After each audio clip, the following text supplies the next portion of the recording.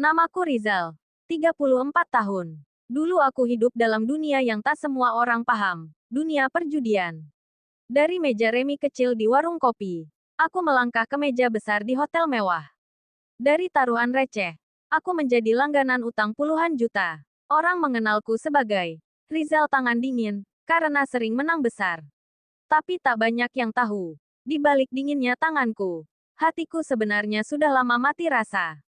Dulu aku hanya anak muda biasa. Ayah seorang pensiunan guru. Ibu penjual kue di rumah. Kami hidup cukup, tapi aku ingin lebih. Ingin cepat kaya. Punya mobil. Dihormati.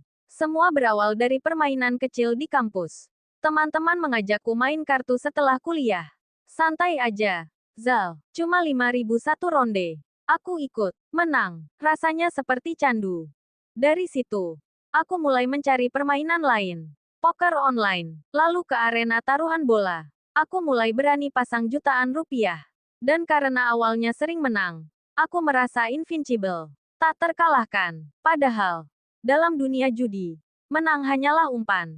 Setelah itu, engkau akan dibantai. Suatu malam, aku menang besar di kasino ilegal.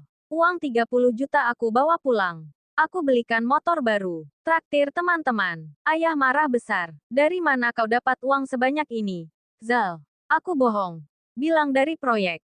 Ibu hanya diam. Matanya merah. Tapi aku anggap itu biasa. Orang tua memang selalu berlebihan. Pikirku saat itu. Aku tak tahu. Di balik diamnya ibu, hatinya hancur. Dan di balik kemarahannya, ayah hanya takut kehilangan anaknya. Tapi seperti kutukan, semua kemenangan akan dibalas. Kali ini lebih kejam. Aku kalah, terus-menerus. Tapi otakku bilang, tebus kekalahan dengan taruhan lebih besar. Itu logika penjudi. Maka aku jual laptop, motor, bahkan kalung emas ibu. Aku tak peduli. Yang penting menang.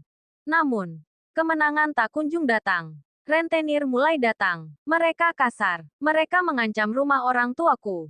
Aku ketakutan. Lalu melakukan hal terbodoh dalam hidup. Aku gadaikan sertifikat rumah peninggalan ayah. Diam-diam, hanya untuk satu putaran terakhir.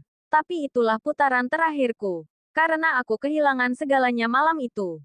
Aku pulang ke rumah. Ibu pingsan setelah tahu rumah kami berpindah tangan. Ayah tak berkata sepatah kata pun. Hanya menatapku seperti menatap orang asing. Saat itu aku merasa seperti mayat hidup. Tak punya rumah, harga diri, atau cinta dari orang tuaku.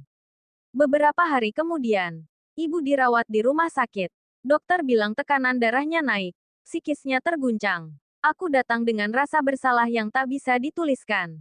Saat kutatap wajah ibu yang pucat, dia membuka mata dan berkata, lirih.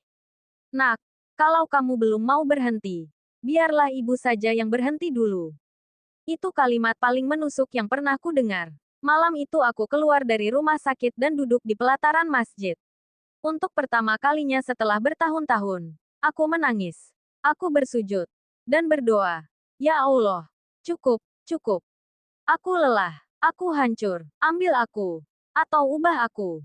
Dan untuk pertama kalinya dalam hidup aku berhenti total dari dunia judi. Semua akun, semua grup taruhan, aku hapus. Aku ganti nomor. Aku mulai bekerja sebagai tukang parkir di minimarket. Ya, dari penghasilan jutaan per malam menjadi puluhan ribu per hari. Tapi malamku tenang. Tidak dikejar utang. Tidak dikejar rasa bersalah. Aku mulai mengaji lagi. Perlahan, orang tuaku menerima kehadiranku kembali. Ayah suatu hari menepuk pundakku dan berkata, "Kalau kau sungguh ingin berubah, kami akan bersamamu." Tangis kami pecah malam itu.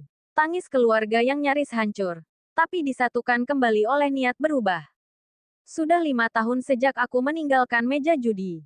Kini aku bekerja sebagai relawan dan pembicara di komunitas pemulihan pecandu judi.